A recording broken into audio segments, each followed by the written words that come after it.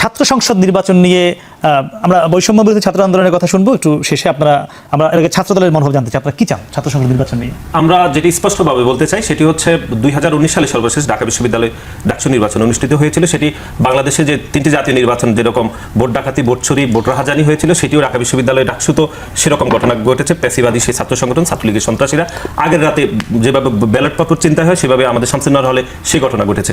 আমরা সবসময় বাংলাদেশ জাতীয়তাবাদী দলের ভারপ্রাপ্ত চেয়ারম্যান, আমাদের ছাত্র দলের সাংগঠনিক অভিভাবক জনাব তারেক রহমান সবসময় চেয়েছেন উনি যে ছাত্র সংসদ নির্ভর ছাত্র রাজনীতি প্রচলন থাকুক। আমরা সবসময় এটি চাই, কিন্তু এখনকার যে বাস্তবতা সেটি হচ্ছে 5ই আগস্টে ছাত্র জনতার গণ অভ্যুত্থানের পূর্বে বাংলাদেশের কোনো ক্রিয়াশীল ছাত্র সংগঠনগুলো ক্যাম্পাসে শিক্ষার্থীদের অধিকারের জন্য ঠিকভাবে কাজ করতে পারেনি।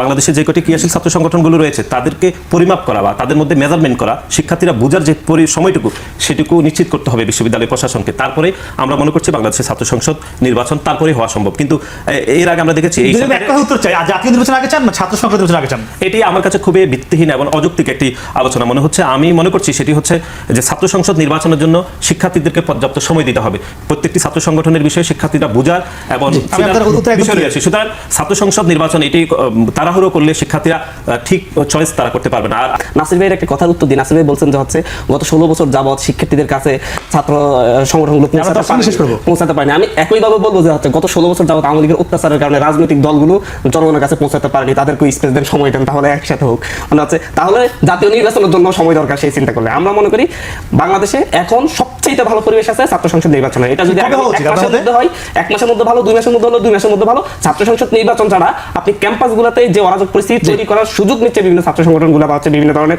তাদের, আমি বলি না যেটা সেন্ট্রালের নির্দেশনা অনুযায়ী করছে, মানে এক একটা এরিয়া ভিত্তিক করতে দাপট প্রতিষ্ঠার জন্য করা হচ্ছে, সেটা বন্ধ করতে হলে ছাত্র সংসদ নির্বাচনগুলো সবচেয়ে জরুরি।